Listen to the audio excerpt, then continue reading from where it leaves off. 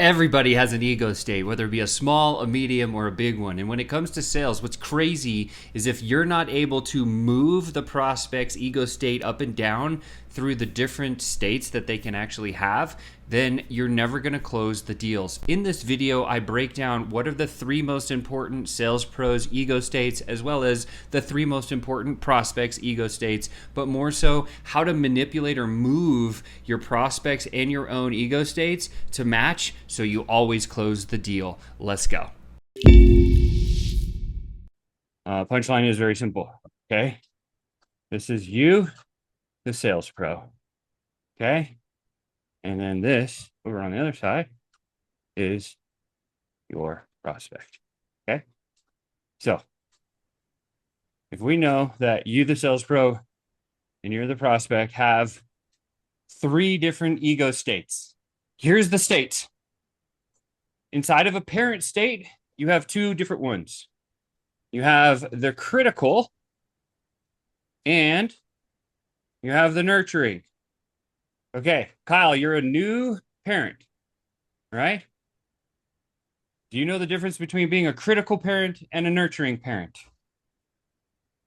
I would probably say nurturing one is more like loving parent, and the critical one is more like discipline. Exactly. Okay.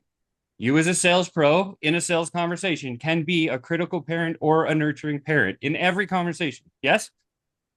Okay. Adult only has one. Child has two.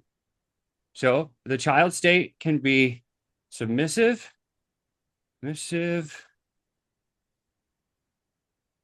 right? Submits, does what they say. Or it can be, what's the opposite of submissive? It's like, okay. Victoria, what's the difference between a submissive child and a dominant child? Submissive does what the parents say, dominant does whatever The they opposite. want. Yeah. Okay. Right. Our goal as a setter or as a sales professional is to ensure, where do you think we want our prospect to be at all times? You're going to love this part. If there was one ego state you would want your person to be in at all times, which one would you want them to be? That green circle is where you want to put your prospect in every conversation at all times. That is the only place you want them as an ego state. Why? Because when you say something, they'll do what you say. Very simple. Okay. So now let me go through the rest of these just so you understand.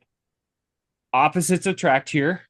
So when we talk through this, if you are the submissive child, that means your prospect is going to be a critical or a nurturing parent.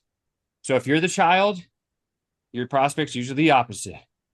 Likewise, if you pretend to be, where did that little thing go? Where am I? Oh, there. Okay.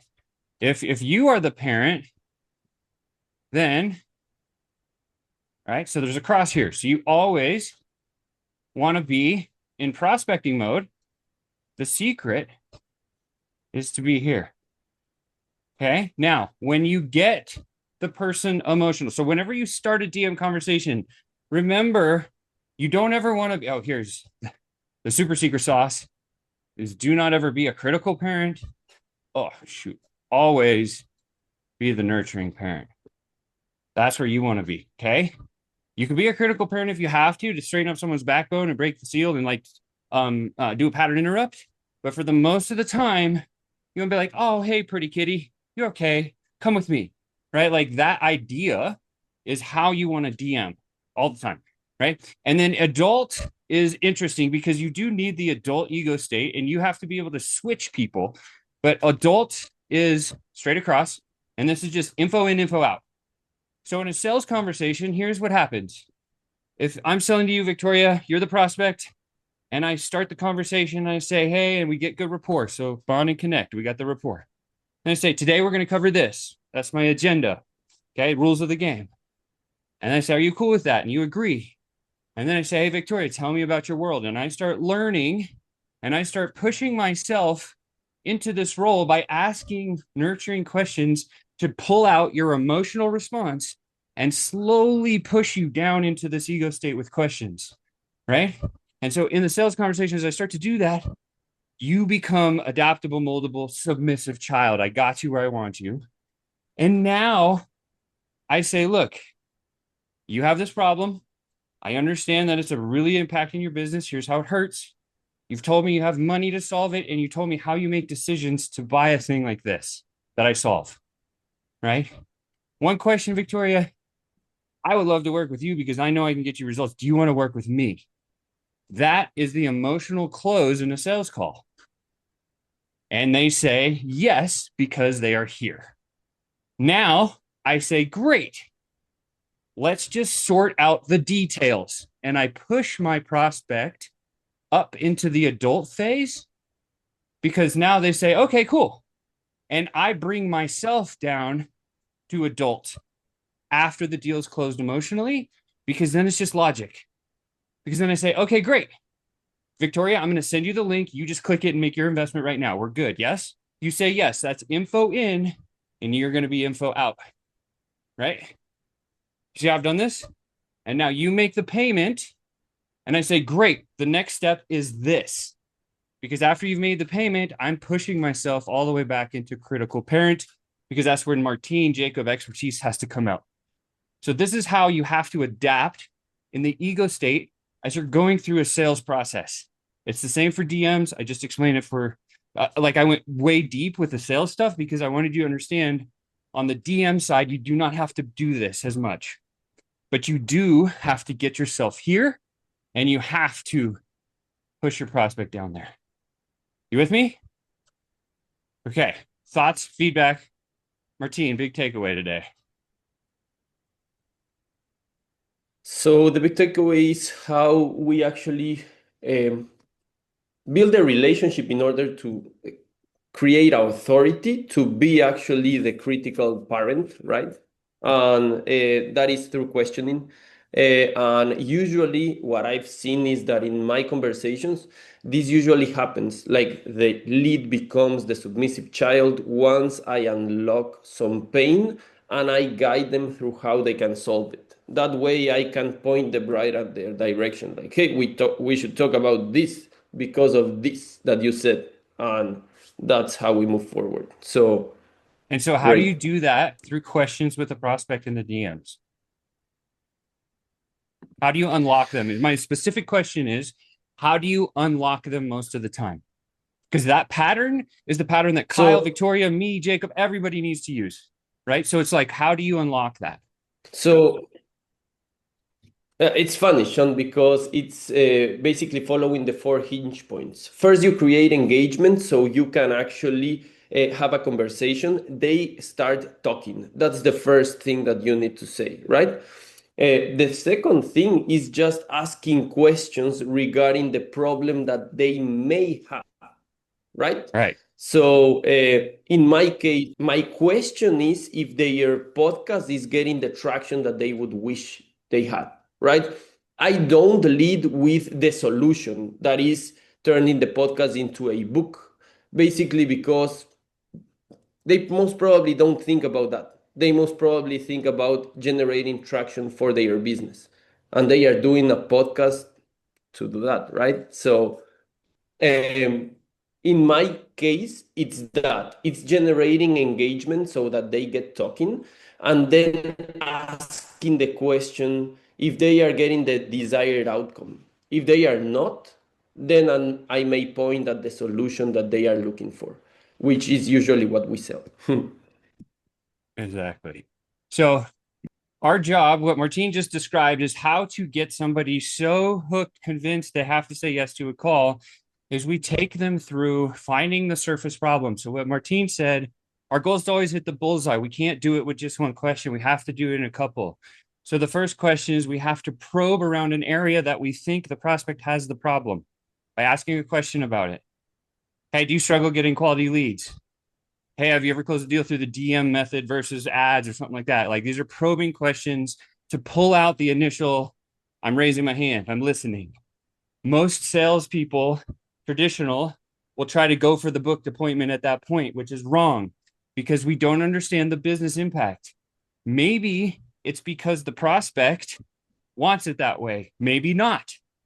We have to ask another couple of questions. This is the transition phase of the conversation. So we say something like, huh, that's an interesting thing that you raised your hand saying that you need more leads or you need branding or whatever.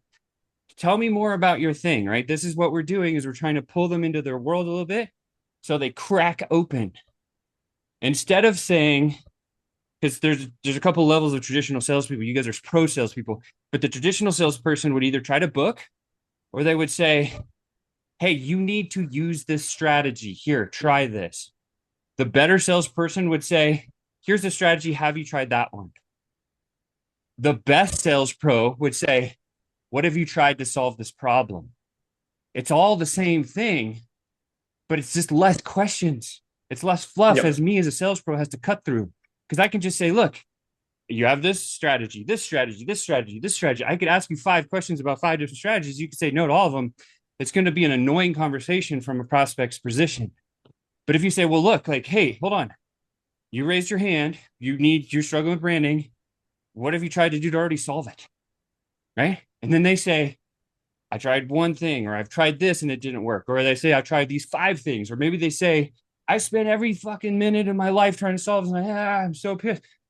This is how you get them down to a business impact. You say, oh, like, seems like that's a serious problem. How would that impact your company or your person? Like, right? Sean, I can't go on dates with women because I can't figure out how to solve the problem where I serve my clients and make money so I can go on dates. That's a personal impact. Okay. If you can get someone there, they'll do anything you want. This is truly how you get them to the submissive child. Right. And it works not only in business, it works with personal life, it works with all this other stuff. Like, that's how it works. Right. Okay. Victoria, takeaways. I really like that you put yourself in the parent position, go submissive, and then bring both of you on the adult level. When it's time to do adult conversation, do Yeah, adult yeah. conversation. Yeah, exactly. So I really like that you go emotionally first, close with emotions, because that's how people buy first, and then it's logic. So you bring that up again. So I really like the breakdown. Thank you so much. Yeah, good. Martine, takeaway? You knew all this already. I'm glad that you pulled it out, but Yeah, it's good to always remember this. And yeah, I like hearing your guys' feedback because it makes me realize other points of view of how I can take in this lesson. So yeah, that was pretty valuable actually. Jacob, big takeaway for you today. Any? You know all Yeah. this stuff too, but No, I like the parent stuff, so that was really good for me to get a refresher. I've heard it before, but just haven't heard it Yeah. in a while. So yeah, that was my biggest takeaway. ego states are so valuable, right? Because everyone has an ego, whether it's a small one, a big one, in between. Everyone's got one. So if we know how to manipulate those and you know where you want them to be manipulated to, here's the guide. Here's the roadmap of how you can convince or persuade anybody on earth. Right? That's it. I just shared it. That's 25 years of understanding it. Like, that's what it is.